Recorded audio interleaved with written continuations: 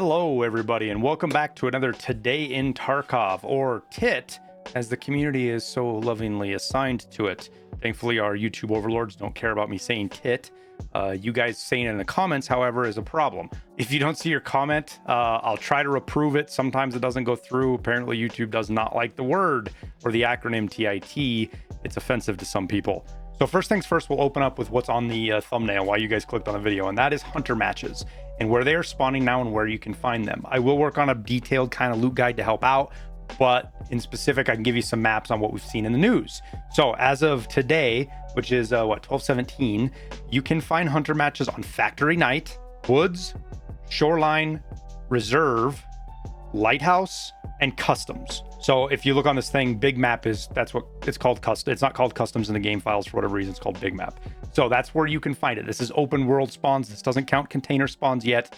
Haven't had a bunch of information for those, though I suspect you can find them in caches and things. We'll just have to wait and see. Now to the rest of the unlisted changes. Again, these are from tarkovchanges.com. So thanks to Logical Solutions and his team for providing those to the community. If you're not into these, if you feel like they're spoilers, probably turn out of the video or jump to the later after we talk about this stuff. But a lot of people like to know this and see it so they're not caught by surprise by it.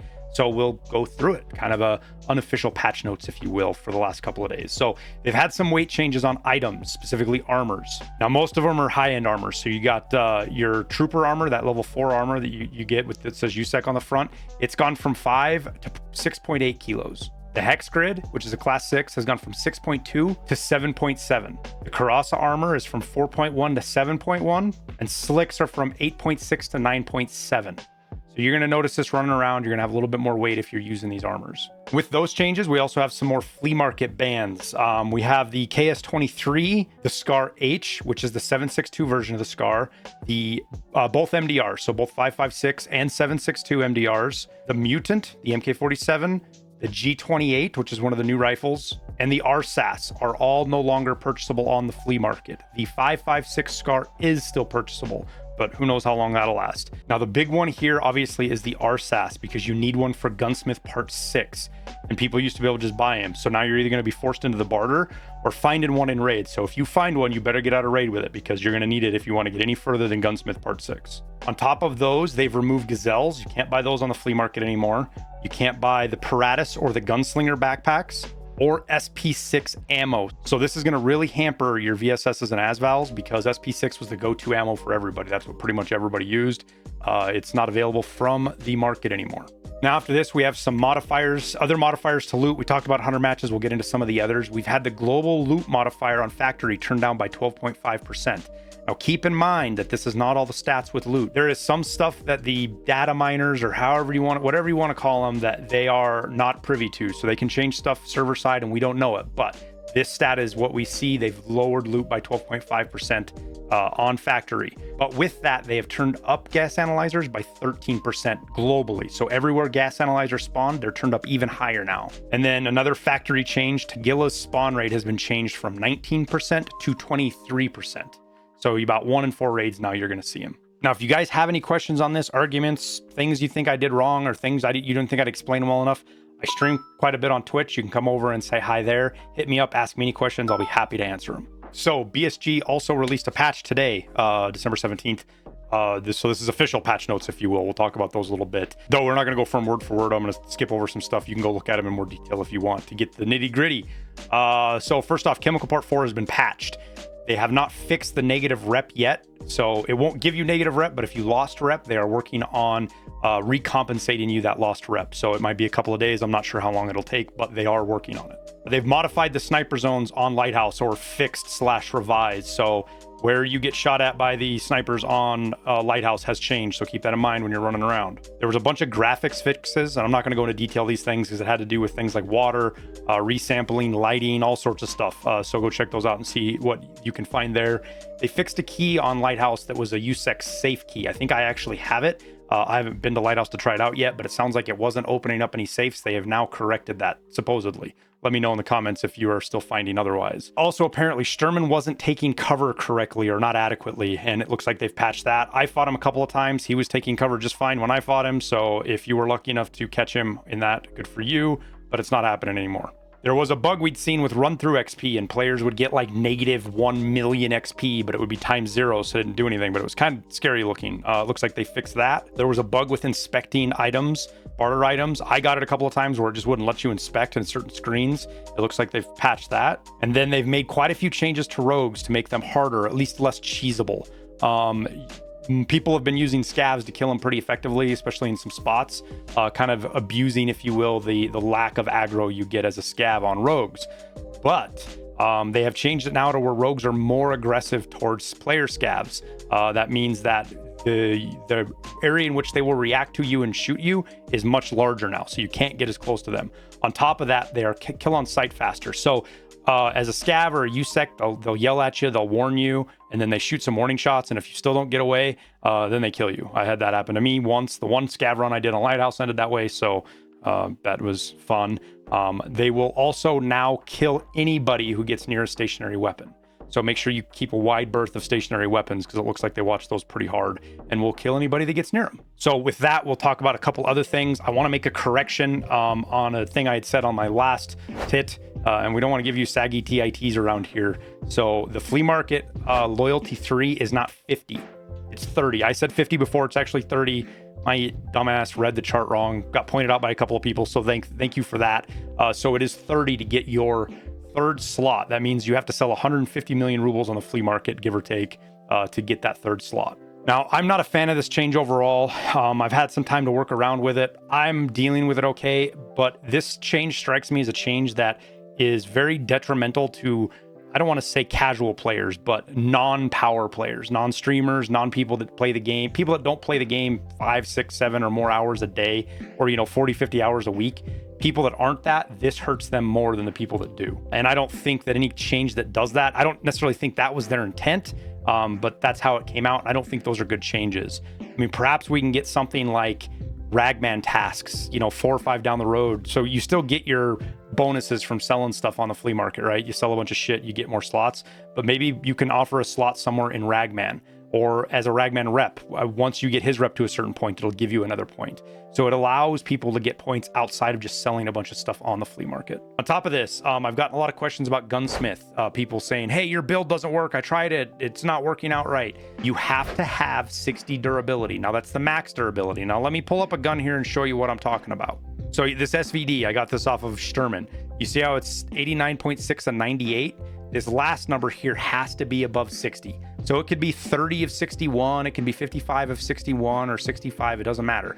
As long as this last number is over 60, mechanic will accept it in the gunsmith task. Anything below 50 cannot be turned in. So if you're looking on the flea market and you're trying to buy guns and you're seeing shotguns or some of these gunsmith weapons selling for absurd amounts, probably because they're above 60. So if you do find one that's above 60, keep that in mind. It's probably worth a bunch of money. Now, to sweeten the deal a little bit, for those of you that hung around, we're going to talk about top crafts, because what's a Airwingmarine video without talking about the hideout and crafting? And it is, yes, it is weird talking about myself in the third person, but nonetheless, let's jump in the hideout here real quick. We'll talk about what I'm crafting and some things you can craft to help you out.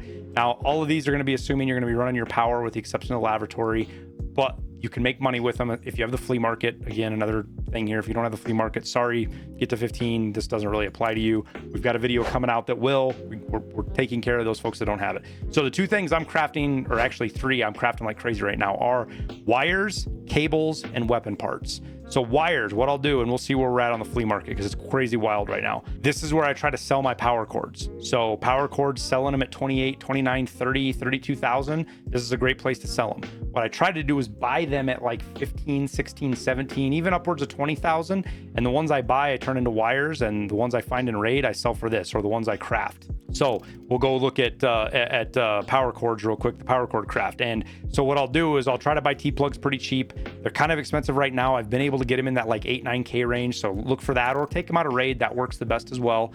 And then blue tape's super cheap right now. You can get it like this. I've been able to get it as low as 5,000. And then I use my crafted wires. I know it's stacking crafts and that's taboo unless you can get wires really cheap, which you haven't been able to. I've been crafting these power cords like that and then selling the power cords, and then buying power cords to craft wires and cycling crafts, because that's how you level hideout skills.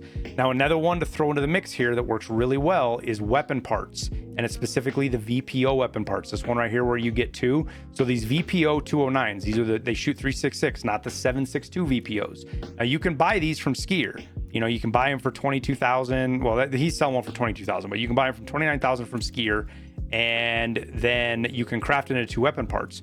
And weapon parts are selling, as you can see, for more than that single VPO cost. Plus, you can pull some of the parts off. As long as it's a completed gun, it works. So what I've been doing actually is I go into Fence and I look up guns, I'll look up carbines, and I look for a VPO 209. And we've got one right here. You see this? It's for sale for 30,000. Now this is a little high end. We'll buy it, but I'm going to show you some stuff. Oh, it's already sold. Oh, here's one right here. So we'll buy this one and I'll show you what we're doing. So you come into your VPO 209, and this is really min-maxing. You don't have to do it. You could take that and turn that right into weapon parts.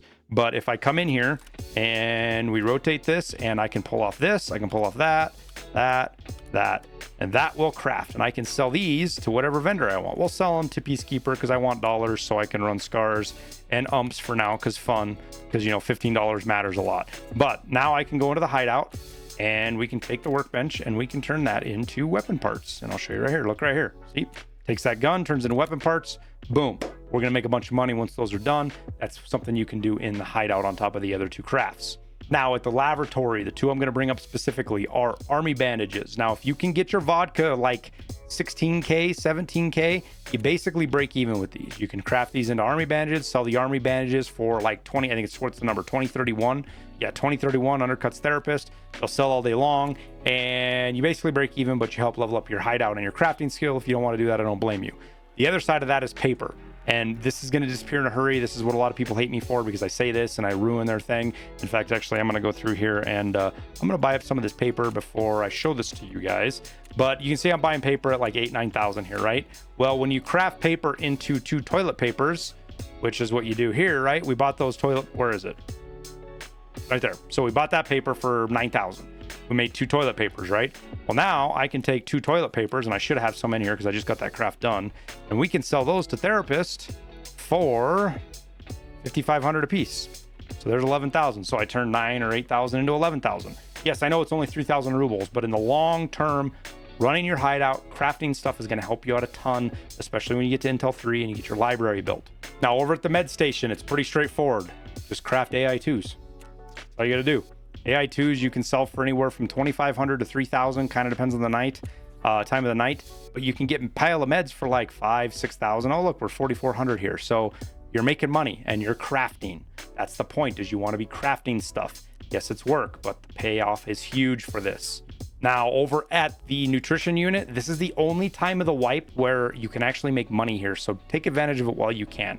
And I'm doing it right now, and it's with condensed milk. So 3 of these condensed milks, and we'll go see here, and you can sell it to Jaeger to help level him. We're going to sell it to therapist to make the most amount of money as we can.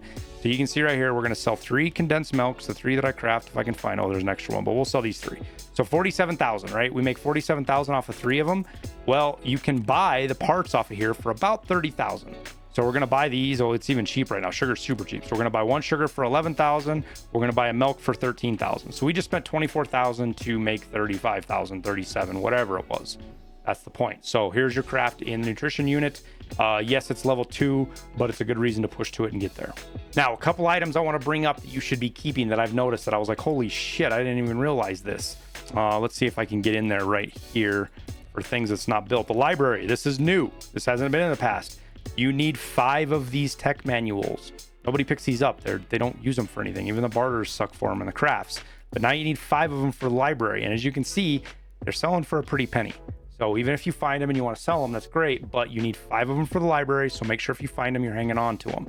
And then on top of that, we have the Intel Center level 1. Now I can't show you here because I've got it updated. Maybe Church can pull up a screenshot of the level 1 Intel upgrade, but it requires a factory map. Now don't panic. You don't have to find this in Raid. Therapist sells it.